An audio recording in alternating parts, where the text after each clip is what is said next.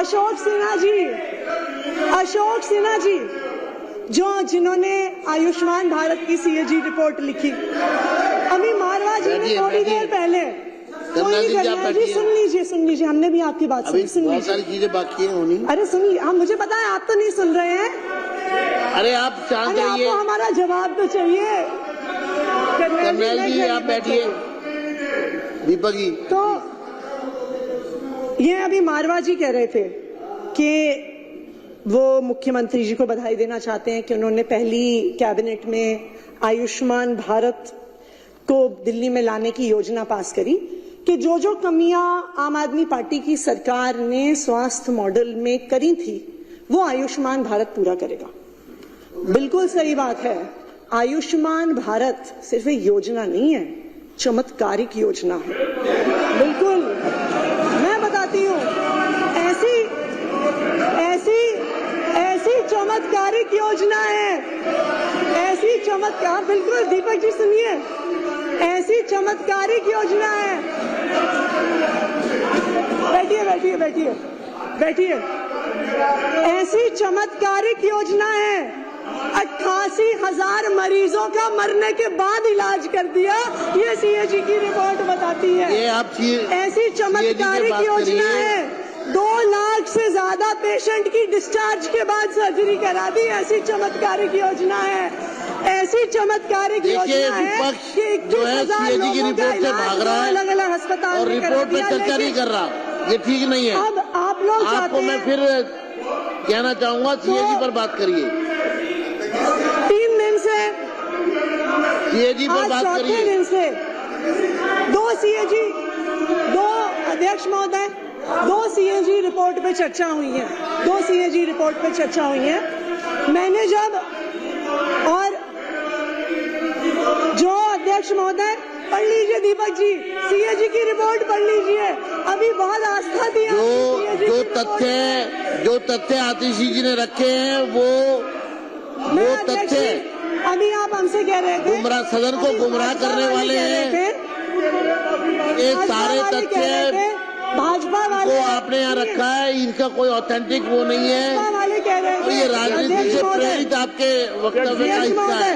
अध्यक्ष जी, पंजाब में पैसा देते हैं, मेरा ये अनुरोध है, पंजाब में पैसा देते जो हैं, तथ्य गुमराह करने वाले हैं पैसा लेते वो सदन की कार्रवाई से हटाया जाए। अध्यक्ष जी, पंजाब में पैसा लेते इस नाम से, ये आयुष्मान भारत का पैसा पंजाब में लेते हैं, वहाँ जाके उन्हें हॉस्पिटल में देख के आते हैं, और यहाँ के कहते हैं बुरा।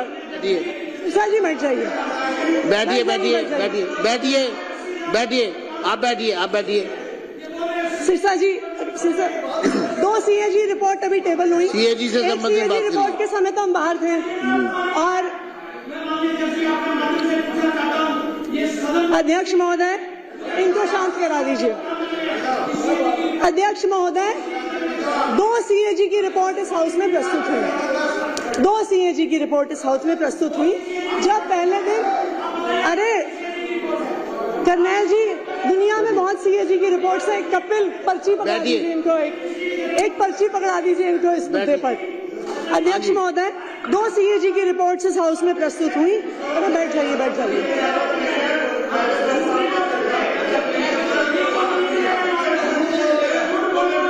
आप बैठिए।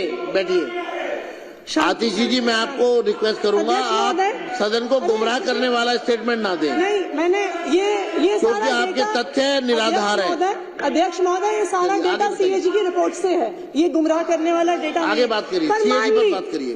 पिछले 3 दिन तो अध्यक्ष महोदय ने हमें बाहर सड़क पे रखा, आज हम हाउस में है, लेकिन अच्छी बात क्या है कि जो रिपोर्ट, जो सदन की प्रोसीडिंग है वो यूट्यूब पर भी आती है, तो हम यूट्यूब पर भी देख रहे थे कि क्या चर्चा हो रही है। तो मैंने गिनती करी थी, हो सकता है वो गिनती गलत हो सकती है, लेकिन सीएजी की पहली रिपोर्ट जो प्रस्तुत हुई, एलजी साहब का अभिभाषण, और आज तो सीएजी की दूसरी रिपोर्ट प्रस्तुत हुई है। मेरे ख्याल से भारतीय जनता पार्टी ने, शायद ये आंकड़ा गलत हो सकता है, इसको मुझे करेक्ट कर लीजिएगा, 55 लोगों ने अभी तक अपनी बात रखी है पिछले 4 दिन में अंदर। और क्या बात रखी? अध्यक्ष महोदय ने मुझे एक चिट्ठी लिखी थी कि सदन की गरिमा बनाए रखने की जरूरत है, कि गरिमा सदन में होनी चाहिए। मैं यही उम्मीद करती हूं कि जब आपके ही एक सदस्य ने यहाँ पर कहा था, जब यहाँ पर आपके ही चलिए, सदस्य आपके ने पास कहा था, नहीं अध्यक्ष जी, आप मुझे बात पूरी करने दीजिए। अध्यक्ष जी, आप मुझे बात पूरी करने कंक्लूड करिए ना, आप मैं कर सीएजी पर रही बात हूँ, मैं कर रही हूँ। करिए, सीएजी पे बात करिए। मैंने सब बात मान ली। आपने कहा भारतीय जनता पार्टी वाले कह रहे हैं जी कि आम आदमी पार्टी वाले चोर हैं, गुंडे हैं, लुटेरे हैं, पापी हैं, नालायक हैं, घमंडी हैं, कातिल हैं, डरपोक हैं, हत्यारे हैं, नालायक हैं। और मुझे लगता है इतनी गरिमापूर्ण बात जो आज सीएजी पर है नहीं नहीं बोलना चाह रहे आपके विधायक जी, वो क्या नाम है उनका, सीएजी पर नहीं बोल रहे आप, मुद्दे पर मेहरौली नहीं वाले बात विधायक जी ने कहा, और मुझे उम्मीद है मुद्दों पर बात करिए ना। आपको सदन की आपके गरिमा पास का सीएजी पर तब भी बोलने के ध्यान लिए रहा है। होगा जब मेहरौली के विधायक ने कहा कि आतिशी सूर चलिए, को रखा है। धन्यवाद। हमने सब बात मान ली, हम हैं चोर, हम हैं गुंडे, हम हैं नालायक, सब बात हम मान लेते हैं आपकी, ठीक है जी। लेकिन दिल्ली के लोगों ने आपको चुन के भेजा काम करने के लिए, गाली देने के लिए नहीं। दिल्ली के लोगों ने आपको चुन के भेजा कि आप उनको काम करके दिखाइए। मेरा आपसे अनुरोध है, सीएजी पर बात करिए। इस सदन सीएजी में पर बोलने के लिए आपके पास कुछ नहीं है। आम आदमी पार्टी को अब मैं गाली दो, आमंत्रित करूंगा अरविंद दिल्ली के केजरीवाल को मुख्यमंत्री गाली दो, आतिशी को सुश्री गाली दो। रेखा मेरा गुप्ता जी को रेखा गुप्ता जी वो से ये इसको अनुरोध है, conclude करें, इस रेखा चर्चा को। गुप्ता जी से मेरा धन्यवाद। एक अनुरोध है। रेखा जी, दिल्ली के लोगों रेखा ने गुप्ता जी, आपको काम करने के लिए चुन के भेजा है। शुरू करिए। दिल्ली के धन्यवाद, लोगों ने बहुत भरोसा। धन्यवाद। मैडम बैठ जाइए प्लीज। देख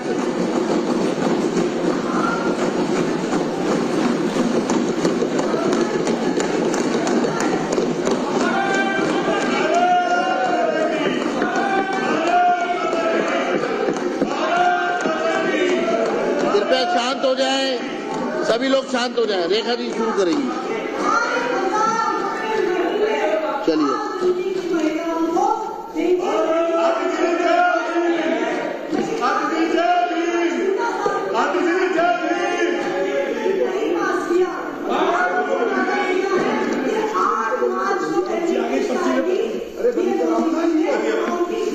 आप अपनी सीट पे बैठिए।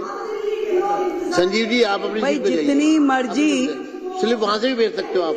कमियां आम आदमी पार्टी की रही हो, जो कि कितनी भी कमियां रही हो, परंतु एक अच्छी बात आम आदमी पार्टी के नेताओं में ये जरूर है कि आखिरी में गलती मान लेते हैं। एक बार जोरदार तालियां।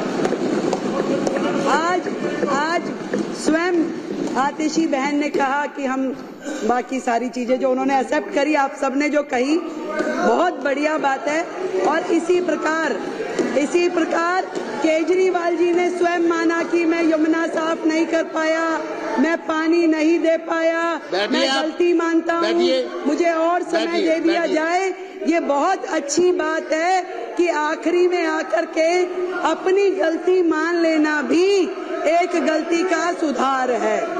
अध्यक्ष जी, मैं तो केवल इतनी बात कहूंगी कि आतिशी बहन, हमारी इस सरकार में मेरे अलावा 4 बहनें हैं। मुझे चिंता होती है आतिशी जी की, बहन है हमारी, कि आतिशी जी आप केजरीवाल साहब का इतना साइड ना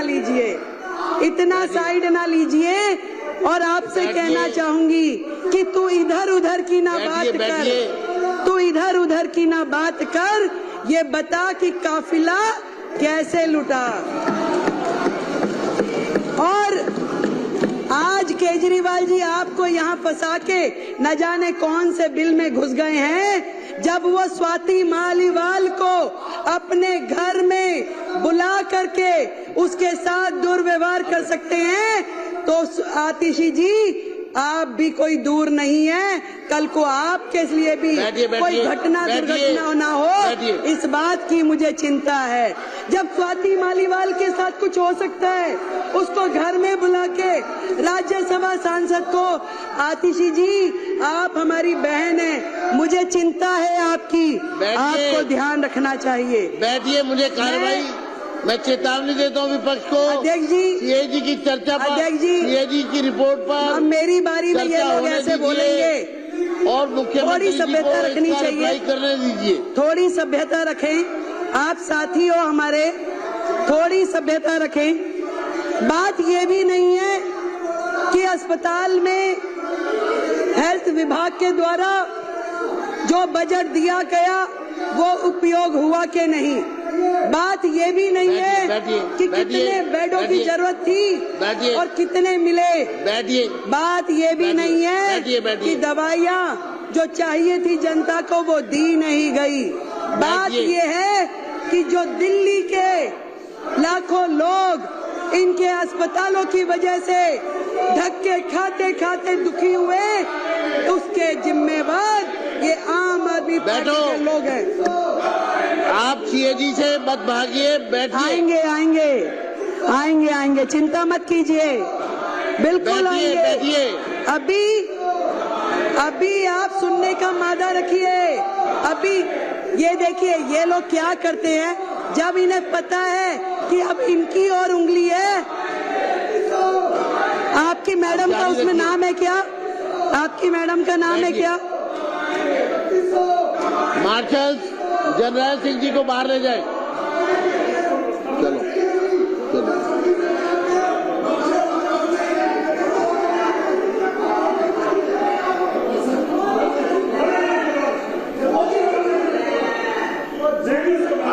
धन्यवाद, धन्यवाद अध्यक्ष जी, धन्यवाद, धन्यवाद। इस तरीके से हाउस का समय बर्बाद करना असल में तो इनकी नीयत ही नहीं है। इन्हें मालूम है कि ये जो रिपोर्ट, अभी तो केवल मात्र 2 रिपोर्ट सदन पटल पे लाई गई हैं, तो इनके होश उड़ गए हैं। पूरे के पूरे अखबार, पूरा मीडिया, पूरे चैनल्स रोजाना सुबह से शाम तक इनके काले चिट्ठे खोलते हैं और ये सोच रहे हैं कि बाकी की 12 आ जाएगी तो इनका क्या हाल होगा, क्योंकि ये पूरी तरीके से सर तक भ्रष्टाचार में डूबे हुए हैं। केवल ध्यान डाइवर्ट करने के लिए अलग अलग प्रकार के मुद्दे लेकर के आते हैं। मैं आपको अध्यक्ष जी बताना चाह रही थी कि सिर्फ ये विषय नहीं है कि जो अस्पताल में बजट कम यूज हुआ, कोविड के समय बजट कम यूज हुआ, कम बिस्तरों का उपलब्ध कराए गए। बात यह है कि उस समय के दौरान जो लाखों लोगों ने तकलीफें सही, जो मरीजों के दिल पे गुजरी, जो पूरी तरीके से अस्त व्यवस्था देख करके डॉक्टरों के मन पे गुजर रही होगी, वहां के स्टाफ पे गुजर रही होगी, जो परिवार जानों के साथ घटनाएं घट रही होंगी, आज उसको सोचिए तो दिल दहल जाता है। शर्म आनी चाहिए उनके माननीय विधायक को कि जब अशोक गोयल जी कोविड की चर्चा कर रहे थे, परिवारजनों के मरने की बात कह रहे थे, शमशान घाट पे जगह नहीं मिल रही, ये बातें कह रहे थे, तो वो विधायक मुंह खोल के जो हंस रहे थे। शर्म आनी चाहिए। मैं आज इस सदन के माध्यम से ये पूरा का पूरा दिल्ली सरकार का स्वास्थ्य विभाग और दिल्ली सरकार के अस्पताल स्वयं बीमार हैं, खुद ही बीमार हैं। इसको इलाज की जरूरत है। पहले एक एक उनका डिपार्टमेंट, एक एक चीज, डॉक्टर बेबस है, पूरी व्यवस्था बेबस है। आपदा के पिछले ये 10 साल स्वास्थ्य के नाम पे केवल भ्रष्टाचार हुआ है अध्यक्ष जी, केवल भ्रष्टाचार। केवल वो मुद्दे नहीं है जो इस सीएजी की रिपोर्ट में है।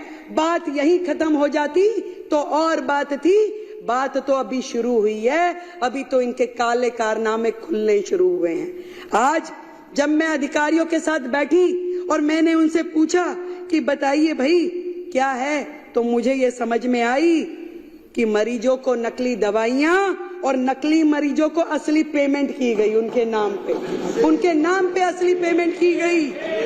और मोहल्ला क्लिनिक की तो जो हालत है, मोहल्ला क्लिनिक की तो ये हालत थी जहां मरीज भी नकली, जहां पे टेस्ट भी नकली, जहां दवाइयां भी नकली, परंतु एक चीज असली रही, पेमेंट असली। पेमेंट असली हुई है, बाकी सब कुछ नकली। कितने मरीज आते हैं, अस्पताल बंद में भी पेमेंट हो जाती है। करोड़ों रुपए की मोहल्ला क्लिनिक के नाम पे पेमेंट हुई, परंतु उसकी कहीं से कहीं तक कोई भी अकाउंटेबिलिटी नहीं है।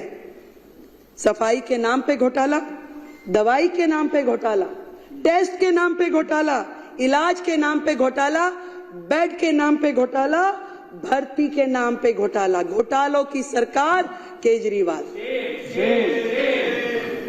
ना डॉक्टर, ना नर्स, ना पैरामेडिकल हमारा स्टाफ। कितनी कमियां हैं वो मेरे बाकी के साथियों ने बताई। फिर भी मैं आपको ये बताना चाहूंगी कि जो नर्सिंग स्टाफ है, जो सेंशन है, वो 7,977 में से केवल 5,791 है। 2,186 नर्सिंग स्टाफ की सीट्स आज भी वेकेंट है। आप मानिए कि अस्पताल में यदि 2,000 नर्सों की कमी है तो उन अस्पतालों की क्या स्थिति चल रही होगी।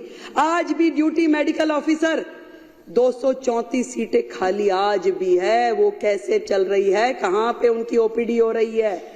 जितना भी स्टाफ है, एक एक विभाग, यहां तक कि पैरामेडिकल जो पोस्ट है उसमें भी 2796 पोस्ट आज भी खाली पड़ी हैं। किस तरीके से ये अस्पताल चलाए जा रहे हैं अध्यक्ष जी, मैं ये जानना चाहती हूँ। घोटालों की सरकार ने 10-10 हजार रुपए में जो कॉन्सेंट्रेटर मशीन थी उसको लाखों रुपए में खरीदा। 10 रुपए का वो N95 वाला मास्क जो था वो 150 रुपए में खरीदा। और शर्म की बात ये है, खरीदा तो खरीदा, उपयोग हो जाता तो दर्द नहीं होता।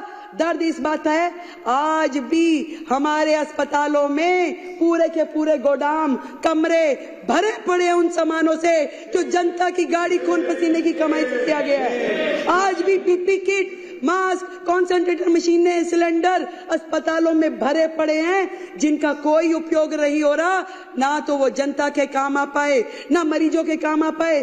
खरीद कर ली गई, लाखों रुपए का, करोड़ों रुपए का घोटाला हो गया। आज भी वो अस्पतालों के गोदामों में पड़े हुए हैं। कितने शर्म की बात है। एक एक अस्पताल का गोदाम जाके खोल के देखिए, वहां पे क्या क्या पड़ा हुआ है। मिट्टी हो रहा है, परंतु इनके कान पे जूं नहीं रेंगती। कितनी बुरी स्थिति है। कितनी सारी बीपी मशीनें खरीदी गई, पेमेंट हो गई, परंतु कहां गई, कौन इस्तेमाल कर रहा है, कोई अकाउंटेबिलिटी नहीं है। कहां पे हो रहा है ये सब। ICU, CCU, operation theatre, MRI, सारी की सारी मशीनें, कोई रेट फिक्स नहीं है, कोई दर नहीं, कहां किस तरीके से खरीद हो रही है, कोई पूछने वाला नहीं था।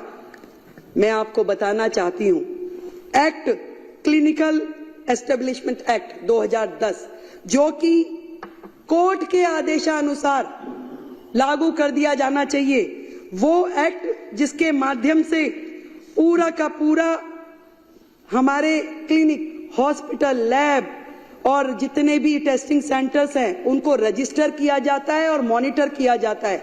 आपको ये जान करके माननीय सदस्यों ये हैरानी होगी कि आज भी दिल्ली जो है देश की राजधानी, घिसे पिटे 1993 के Delhi nursing home registration act के माध्यम से चल रहा है, ना कि 2010 में बने हुए क्लिनिकल एस्टेब्लिशमेंट एक्ट के हिसाब से। क्योंकि इस पूरे एक्ट के माध्यम से अगर चलते तो वहां पे बहुत सारी चीजों की जवाबदेही तय हो जाती, परंतु पुराने नियमों के अनुसार जब वो काम कर रहे तो उनको कोई मतलब ही नहीं, क्योंकि बहुत सारी चीजें उसमें कवर ही नहीं होती।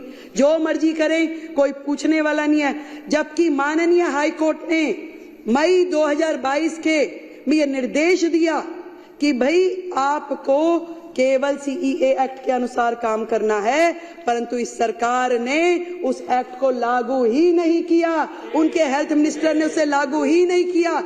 और आज इस सदन के माध्यम से मैं बताना चाहती हूं कि हम अगले हाउस में सबसे पहले इस एक्ट को, जो क्लिनिकल एस्टेब्लिशमेंट एक्ट 2010 है, इसको लेके आएंगे और सारे आगे के निर्णय उसी एक्ट के माध्यम से लिए जाएंगे।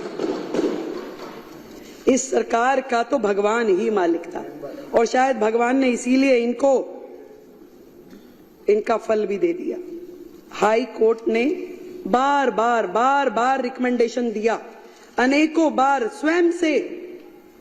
स्वयं ओटो उन्होंने संज्ञान लिया और ये कहा, फरवरी 2024 में भी कहा, एक कमेटी भी बनाई गई, डॉक्टर सरीन कमेटी, जिसमें पूरा का पूरा हॉस्पिटल सर्विस डिलीवरी सिस्टम जो है वो इम्प्रूव हो, कैसे मरीजों का रजिस्ट्रेशन हो रहा है, कहाँ पे उनका इलाज चल रहा है, किसकी ओपीडी हुई, पूरा का पूरा रेगुलेशन जो है वो ध्यान में आए।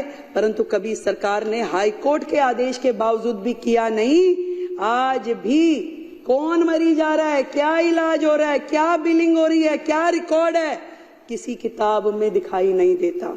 हाई कोर्ट के आदेशानुसार उसके कहने के बावजूद उन्होंने स्वयं ऑटो रिकमेंडेशन दिया कि आपका स्वास्थ्य विभाग गलत काम कर रहा है, जीरो है, इसमें लागू की जाए डॉक्टर सरीन कमेटी की रिपोर्ट्स। परंतु केजरीवाल और उनकी सरकार ने इसे लागू नहीं किया। कितने शर्म की बात है। मैं आपको बताना चाहती हूं 24 हॉस्पिटल जो इस सरकार के कार्यकाल में शुरू हुए, करोड़ों करोड़ रुपए के बजट से एक भी अस्पताल का काम पूरा नहीं हुआ सर, एक भी अस्पताल का काम। 24 की रिपोर्ट तो नहीं बोल पाऊंगी, ये सारी है, पर कुछ आपको एग्जाम्पल देती हूं। आपको बताना चाहूंगी एलन हॉस्पिटल, जिसका इनिशियल सैंक्शन कॉस्ट जो था 533 करोड़ था, शुरू हुआ 2019 में, परंतु आज की डेट में भी 2019 से अब तक 65% काम कंप्लीट हुआ है। और रिवाइज कॉस्ट जब आई तो 1135 करोड़ रुपए की, डबल ऑफ द कॉस्ट, और आज भी काम पूरा नहीं हुआ। आज फिर रिवाइज कॉस्ट की जरूरत है और आज उसमें फिर कितने 100 करोड़ बढ़ाने पड़ेंगे वो पता नहीं। और ये वो प्रोजेक्ट है जिसमें पीडब्ल्यूडी ने कॉन्ट्रैक्टर को 95 करोड़ रुपए की पेनल्टी पे की है। 95 करोड़ रुपए की पीडब्ल्यूडी ने, सरकार ने कॉन्ट्रैक्टर को पेनल्टी दी है। क्या ये सरकार, इस 95 करोड़ का हिसाब कौन देगा? इस 95 करोड़ जनता के पैसे का भुगतान कौन करेगा? ये सुन नहीं सकते थे, इसलिए यहां से चले गए। यहाँ इन्हें पता दिया होगा कि भाई मैडम ये बोलने वाली है। 7 अस्पताल जो कि कोविड टाइम में होने थे, बनने थे, जो कि कोविड टाइम में विशेष रूप से आईसीयू हॉस्पिटल बनने थे, एक भी अस्पताल बना ही नहीं। कोविड आया चला गया, एक भी अस्पताल नहीं बना, कोई तो शुरू ही नहीं हुआ। कोई आज भी केवल पोटा कैबिन जैसे स्ट्रक्चर खड़ा कर दिया गया जिसमें कि एक भी फैसिलिटी ऐसी नहीं है। आज भी वो जो 1216 करोड़ रुपए के अस्पताल है वो मिट्टी हो गए हैं, जीरो हो गए हैं। आज भी उनको वर्केबल कंडीशन में लाने के लिए और 1200 करोड़ रुपए लगा दें तो भी कामगार नहीं है, तो भी वो उपयोग नहीं होंगे। इसका हिसाब कौन देगा? ये बात इनको पता थी, इसलिए वो यहां से चले गए। एक अस्पताल करोड़ों करोड़ रुपए का, एक भी अस्पताल का काम इन्होंने पूरा नहीं किया। ये जो ज्वालापुरी में एक अस्पताल था जिसकी सैंक्शन कॉस्ट 319 करोड़ रुपए थी, उसके बाद रिवाइज किया गया। मंत्री जी विजिट करने गए जी, वहां 8 फ्लोर का अस्पताल बनना था। मंत्री जी के मन में आया कि नहीं भाई, इस पे 2 फ्लोर और बढ़ा दिए जाए। उन्होंने आदेश दे दिया कि 2 फ्लोर और बढ़ा दो। ना वो 2 बने ना वो 8 हुए। पूरे के पूरे अस्पताल ऐसे 2 अस्पतालों में उन्होंने किया, मादीपुर में और ज्वालापुरी में, और दोनों अस्पताल आज भी पेंडिंग है। एक की कॉस्टिंग जो थी 319 करोड़, दूसरे की 320 करोड़, जिन पे आज तक एक्सपेंडिचर भी हो चुका है। एक पे 247 करोड़ और दूसरे पे 252 करोड़, पर उसकी वैल्यू मिट्टी हो गई, कुछ भी काम आने की स्थिति में नहीं है। मैंने अधिकारियों से पूछा कि बताइए भैया, ये 24 अस्पतालों को कैसे वर्केबल कंडीशन में लेके आएंगे, क्या करेंगे? वो कह रहे मैडम, इतना अनप्लैंड वे में काम होता था, किसी को यही नहीं पता था कि अस्पताल है तो उसमें क्या क्या चीज की आवश्यकता है। वहां पे मोर्चरी होनी चाहिए, वहां पे आईसीयू होना चाहिए, वहां पे रिसेप्शन होनी चाहिए, कि वहां पे क्या होना चाहिए।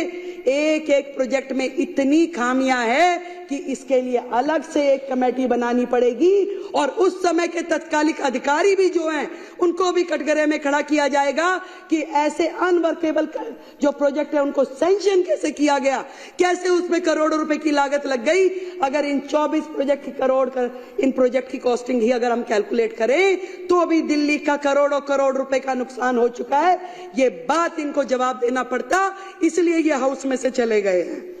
एक और बात बताना चाहूंगी, 2014 के बाद से लेके अब तक एक एक्ट होता है, एसेंशियल ड्रग्स की लिस्ट बनती है। सरकार वो लिस्ट बनाती है कि आपके जितने भी लोकल प्रिक्योरमेंट जितनी हो वो उसके माध्यम से हो, वो दवाइयां जो है उस रेट पे और वो दवाइयां खरीदी जा सके। 2000 के बाद से इन्होंने एसेंशियल ड्रग लिस्ट बनाई ही नहीं, उसी लिस्ट पे काम करते रहे। जबकि किसी राज्य में वो 1 साल में रिवाइज होती है, किसी में 2 साल में होती है, परंतु होती जरूर है।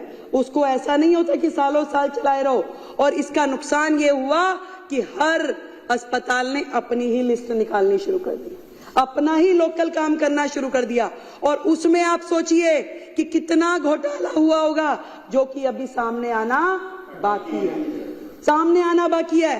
कोई इनकी सेंट्रल परचेजिंग नहीं, हर अस्पताल को छूट है कि भैया अपना कीजिए जो आप करना चाहते हैं। हेल्थ और फैमिली वेलफेयर डिपार्टमेंट ने 15 प्लॉट डीडीए से खरीदे 684 लाख में। वो 15 प्लॉट खरीदे गए थे हॉस्पिटल बनाने के लिए, डिस्पेंसरी बनाने के लिए, परंतु दुख है मुझे एक भी साइट का उपयोग अभी तक हुआ नहीं है, वो जीरो है, वहीं पड़ा है। करोड़ों रुपए की जमीनें लेकर के उसे डंप कर दिया गया। अब इसके पीछे क्या षड्यंत्र था वो तो ये जाने या राम जी जाने, परंतु इस तरह के जितने मुद्दे हैं इससे ये पता चलता है। वो एक कहानी सुनाती हूँ छोटी सी, मुझे याद आ गई। सिद्धू जी अब हमारे यहाँ नहीं है, वो सुनाते थे, कह रहे जी एक दुकान पे कुछ पुलिस वाले आ गए और आ करके कह रहे कि चोरी हुई थी उस दुकान पे। तो पुलिस वालों ने पूछा कि भी बता चोरी हुई है, क्या क्या चोरी हुआ, कितना नुकसान हो गया। और वो पुलिस वाले बात करते जाएं और वहां पड़े हुए बादाम और काजू खाते जाएं, हाथ में मुट्ठी भरी खाते खाते बात करते रहे कि बताओ भाई और क्या क्या हुआ, कितना नुकसान हुआ। कह रहे सर नुकसान तो अभी चल ही रहा है, पूरा हुआ कहाँ है। तो नुकसान तो अभी चल ही रहा है, अभी पता नहीं चला कि कितना नुकसान और है जिसकी परतें अभी खुलनी बाकी है। ये बात करते हैं कि महिलाओं को 2500 रुपए कब देंगे। करोड़ों करोड़ रुपए के कर्जे में डूबी हुई इस दिल्ली सरकार की हालत इन्होंने जिस प्रकार से छोड़ी है, ये हमसे इनकी औकात नहीं है। हमसे पूछे कि ये 2500 रुपए हम कब देंगे, हमारा वायदा है हम जरूर देंगे, पर इनकी हैसियत नहीं है कि वो हमसे पूछे कि हम ये 2500 रुपए कब देंगे। मैं आपको ये कहना चाहती हूँ, चोर चोरी से जाए ऐसा हो नहीं सकता। ये चोरी की जो आदत है इनकी लगातार जिस तरीके से चल रही है, बच्चों के स्कूल के क्लासरूम में चोरी, सड़कें बनाने में चोरी, इलाज में चोरी, ठेकों में चोरी, शराब तक में चोरी, जितने भी काम है प्रदूषण में, यमुना सफाई में, सब में चोरी। चोरी यहीं रुक जाती तो शायद पता चलता, पर उससे बड़ी चोरी एक और बताती हूँ। यहाँ तक कि दिल्ली सरकार के सोशल मीडिया हैंडल्स की भी चोरी। दिल्ली सरकार के social media handle, CMO Delhi के ये अकाउंट माननीय केजरीवाल जी ने तुरंत जैसे ही सरकार बदली, केजरीवाल एट वर्क करके अपने हैंडल में तब्दील कर लिया। क्या ये उनकी प्रॉपर्टी है? ये दिल्ली सरकार की प्रॉपर्टी है। ये आतिशी जी का ये अकाउंट, ये भी आज तक इन्होंने वापस नहीं किया। चाहे इंस्टाग्राम हो, चाहे फेसबुक, चाहे ट्विटर, एक भी अकाउंट ये इन्होंने वापस नहीं किया। हमने इनकी कंप्लेंट दर्ज कराई है। जो सोशल मीडिया अकाउंट की भी चोरी करके ले गए, उनसे आप क्या उम्मीद करोगे कि वो और क्या छोड़ के जाएंगे। अध्यक्ष जी, इतना कहना चाहूंगी, 10 साल दिल्ली बेहाल, 10 साल दिल्ली बेहाल, कर गए कमाल, कर गए कमाल। नोटंकी भ्रष्टाचार चाल पे चाल, वाह रे केजरीवाल, वाह रे केजरीवाल। इस बुरी स्थिति में दिल्ली को पहुंचाने के बाद भी कहते हैं ना, एक तो चोरी ऊपर से सीना चोरी। ये लोग यहां खड़ के कुछ बोलने की हैसियत में नहीं है अध्यक्ष जी, ये हमारी और उंगली उठाने की